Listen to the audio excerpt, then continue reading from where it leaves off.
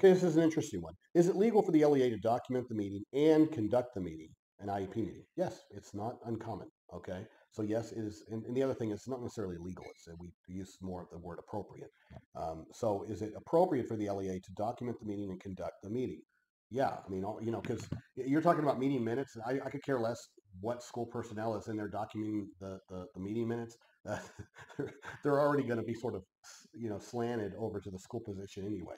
And so this is why I recommend a parent doing their own documentation or recording the meeting so that you're safeguarded on both ends. So I could care less who does the meeting minutes.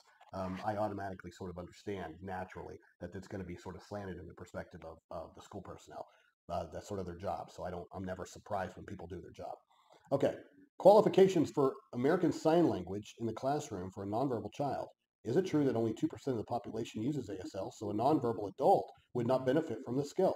Now, let's talk about that for a second.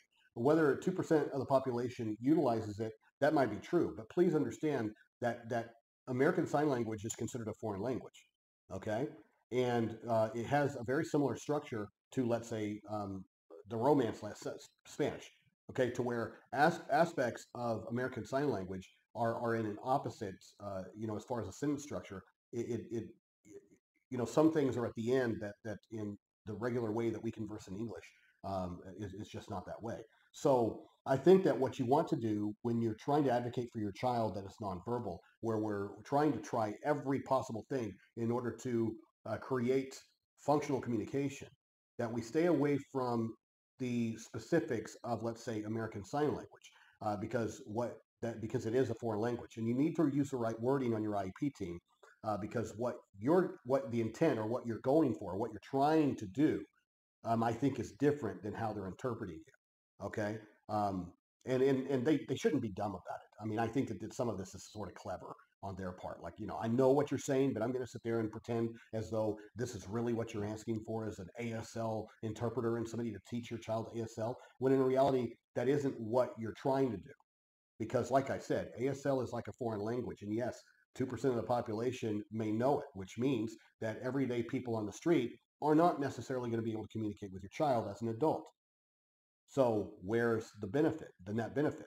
I absolutely understand that if there is actually a hearing impairment, and don't confuse the two. But let's say nonverbal, because my child was in that same situation when she was much younger, and we were grasping for any possible thing to start and churn that process of language development.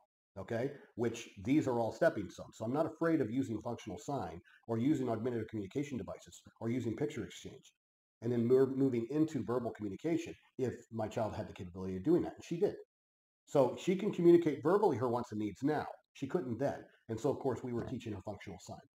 And that's the word, functional sign. Because a lot of people have enough knowledge in our country to where they can understand functional sign, not ASL as a strict structure as far as where the words are within the sign. Because like I said, it's like a foreign language, and it mimics a lot of Romance language structure. So you understand the difference between the two. Functional sign would be sort of a strict English construction, which is not ASL. Okay. And the other thing is you're talking about maybe one or two words, not a full sentence structure of teaching your child signs, basic class signs in order to establish their wants and needs. So change the wording, change the discussion, change the outcome. Functional sign is what you're looking for as a component to picture exchange, as a component to augmentative communication, as a component to encouraging and expanding the capability for potential language acquisition.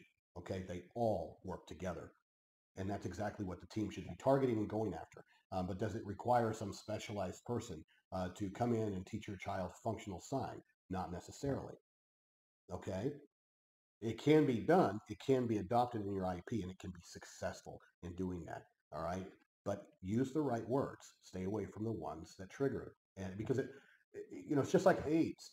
A lot of parents go in and go, my kid needs an aid, a one-to-one aid. Well, but then, the school interprets that as, well, from the time your kids get off the bus or out of their car until they go home, somebody is strapped with them the entirety of the day. That's what it means to the school personnel. what does it mean though? What are you really meaning to say as a parent? Well, I'm meaning to say that my child needs support during different points in their day. That's targeted support. That's different. So we there's a lot of confusion and a lot of I guess accidental disagreements because parents don't understand that certain things mean certain things in education. So ASL, because it is tied to a category, a disability category, specifically served under the IEP, um, to where ASL is ASL and it is a foreign language. Functional sign is different. So just change the wording, and like I said, changes the discussion. Your daughter can say everything she can sign. She is 8. I'm looking for proper communication. It's functional sign is what you're looking for.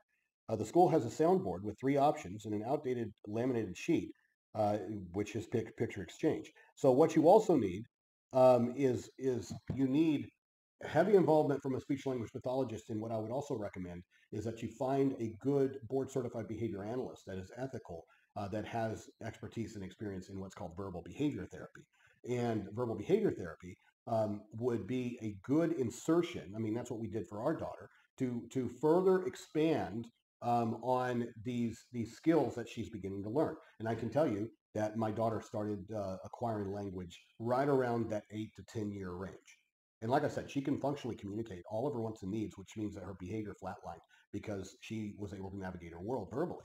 And you know, and also she can read and she can write, which means anything that we don't understand, she just types out on her phone, so that we understand. Now, can she reciprocally communicate in the way that I'm communicating with you guys now? No. She has some continuing obstacles and severe difficulties with her WH questions.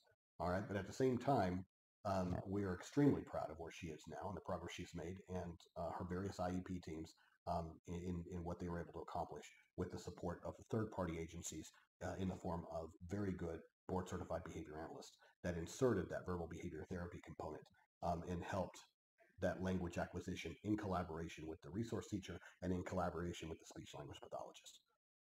There's got to be that professional team there to sit there and start pulling that out. And then training you in those strategies so that there's generalization and consistency in the home environment as well.